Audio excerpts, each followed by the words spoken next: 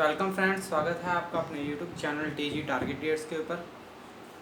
आज मैं आपके लिए क्लास 10 उसका नेक्स्ट टॉपिक एक्सोथर्मिक रिएक्शन और उसके क्या एग्जांपल्स हैं वो लेके आए हैं। पर उससे पहले से आपकी रिक्वेस्ट है कि अगर आप यूट्यूब चैनल पर विजिट कर रहे हो पहली टाइम तो प्लीज़ इसे लाइक कीजिएगा और सब्सक्राइब कीजिएगा और पास में लगे बेल आइकन के बटन को प्रेस कीजिएगा ताकि हर एक यूट्यूब वीडियो की नोटिफिकेशन आपके पास जल्द से जल्द पहुँच सके। तो चलिए दोस्तों, आज की जो वीडियो है वो शुरू करते हैं बिना वक्त गवाए। आज का जो मेरा टॉपिक होगा वो होगा एक्सोथर्मिक रिएक्शन। मैं बताऊंगा आपको अभी एक्सोथर्मिक रिएक्शन क्या होती है। इसके अंदर एक्सो मतलब एग्जिट करना, किसी को बाहर निकालना। इसके अंदर क्या होगा कि एक्सोथर्मिक रिएक्शन वो रिएक्शन होगी जिसके अंदर heat is released out in this reaction। मतलब जिसके अंदर हीट रिलीज होगी वो होगी एक्सोथर्मिक रिएक्शन। ठीक है, तो ये एक्सोथर्मिक रिएक्शन होती है, मोस्टली होती है, इट अकर्स इन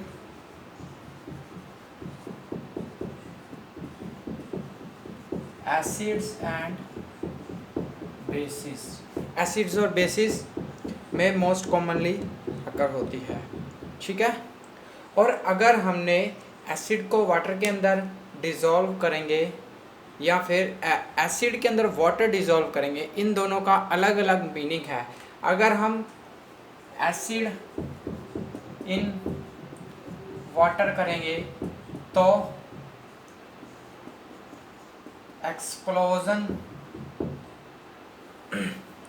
जो होगी वो होगी लेस। और ये जो एसिड इन वाटर है, जब हम पुट करेंगे इसको तो क्या होगा, कांस्टेंट स्टीयरिंग होनी चाहिए। कांस्टेंट स्टीयरिंग मतलब उसको हिलाकर, रैंडमली इसको हिलाकर एसिड को वाटर के अंदर डिप करना चाहिए। अगर हम वाटर को एसिड के अंदर डिप करेंगे तो एक लार्ज अमाउंट हीट प्रोड्यूस होगी जिसके कारण एक्सप्लोजन भी हो सकता है और ह्यूमन सर्वाइवल को डेंजर भी हो सकता है इसके अंदर। तो एसिड इन वाटर होना चाहिए, ना कि वाटर इन एसिड। इस बात का खास ध्यान दिया जाए। ठीक है, आगे चलते हैं। अगर हम एक्सोथर्मिक रिएक्शन का ही जो नेक्स्ट आता है पार्ट, वो आता है कि अगर हम मिक्स करेंगे एसिड को या फिर बेस को, किसके अंदर हमने मिक्स करना है, विद वाटर H2O। ठीक है, यह है वाटर, इसका फॉर्मूला। तो क्या होगा, जिसके क्या होगा, इसका रिजल्ट क्या बनेगा, रिजल्ट बनेगा decrease concentration of H3O positive and OH negative ions. ठीक है, इसको ऐड होगा per unit volume. Per unit volume के हिसाब से जो कंसंट्रेशन H3O पॉजिटिव और OH negative per unit volume, उसकी कंसंट्रेशन डिक्रीज हो जाएगी। और इस प्रोसेस को, ये वाला decrease in concentration of H3O positive और OH negative ions per unit volume, इस सभी प्रोसेस को हम क्या बोलेंगे, यहाँ पे मैं लिखूंगा इसके रिजल्ट को डाइल्यूशन। क्या बोलेंगे, डाइल्यूशन। तो डाइल्यूशन होगा decrease in concentration of H3O positive and OH negative ions per unit volume. ठीक है, और ये जो एसिड और बेस है जो डाइल्यूशन में पार्टिसिपेट करता है वो होगा डाइल्यूटेड। ठीक है, वो होगा डाइल्यूटेड। तो इसी के साथ ही हमारा जो टॉपिक है ये कंप्लीट होता है। और जो हमारा नेक्स्ट टॉपिक आता है कि एसिड और बेसिक सॉल्यूशन कितने स्ट्रॉन्ग और वीक होते हैं। हाउ स्ट्रॉन्ग आर एसिडिक और बेसिक सॉल्यूशन इन वाटर। मतलब उनकी कंसंट्रेशन ऑफ एसिडिक या बेस के सॉल्यूशन की कंसंट्रेशन क्या होगी वो मैं बताऊंगा। वो किया जाता है एक इक्विपमेंट होता है जिसको हम बोलते हैं universal indicator. Universal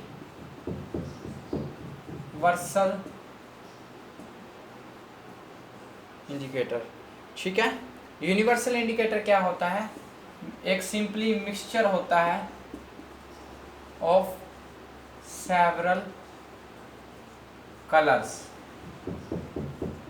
universal indicator simply mixture होता है सेवरल कलर का, ठीक है।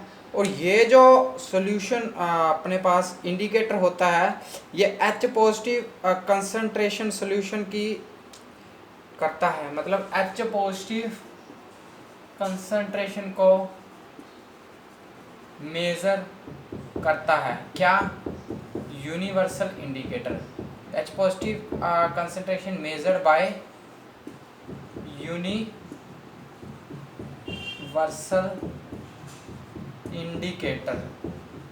इंडिकेटर इसी मेजर करता है। और ये जो यूनिवर्सल इंडिकेटर जब H पॉजिटिव आयंस की कंसंट्रेशन को मेजर करता है तो उसको एक नया नाम दिया जाता है जिसको हम बोलेंगे, यहाँ पे ऐसे लिखेंगे इसको, pH scale, percentage of hydronium ion concentration. H मतलब H पॉजिटिव की कंसंट्रेशन कितनी होगी, ठीक है। पावर बाय परसेंटेज भी बोलते हैं इसको, पावर बाय परसेंटेज, एक बार नोट के, पावर बाय परसेंटेज बोलते हैं पीएच स्केल पे जो H पॉजिटिव आयंस कंसंट्रेशन होती है। अब मैं आपको बताऊंगा कि कैसे 0 से 14 के बीच में एसिडिक और बेसिक कंडीशन लाई करती है। अभी देखना इसको। सपोज करो कि मैंने एक स्केल बनाया पीएच वाला, ठीक है, 0 से 14, ये है हमारा ऐसे करके, ये हमारा पीएच स्केल बनेगा। यहाँ पे है 0 और यहाँ पे है हमारे 14, ये हमारा आ गया 7, ठीक है, ये हमारा आ गया 7। यहाँ पे सॉल्यूशन होगा न्यूट्रल। सॉल्यूशन कहाँ पे न्यूट्रल होगा? यहाँ पे 7 pH, ये होगी हमारी pH, ठीक है। अब इसको ऐसे करेंगे, अगर ऐसे डिक्रीज होगा जैसे ये हो गया, इसके अंदर 2 पार्ट हैं, फर्स्ट पार्ट और सेकंड पार्ट। यहाँ पे इंक्रीज हो रही है H पॉजिटिव आयंस की कंसंट्रेशन, यहाँ पे जो इंक्रीज हो रही है वो हो रही है OH नेगेटिव आयंस की कंसंट्रेशन, ठीक है।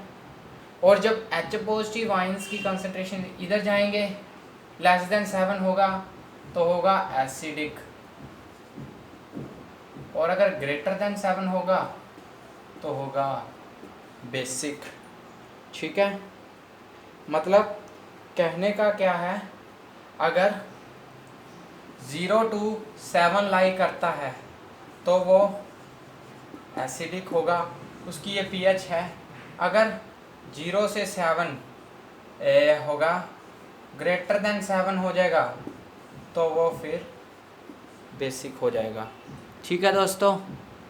और इसी के साथ ही हमारा जो टॉपिक है यही कंप्लीट होता है। होप्सो कि आपने इसे अच्छी तरह एंजॉय किया होगा इस टॉपिक को। If you have any type of confusion then you can put in comment section box. तो एक बार फिर इजाज़त लेता हूँ मैं इसी से। तो फिर मिलते हैं दोस्तों एक नई वीडियो और एक नई लेक्चर के साथ। धन्यवाद।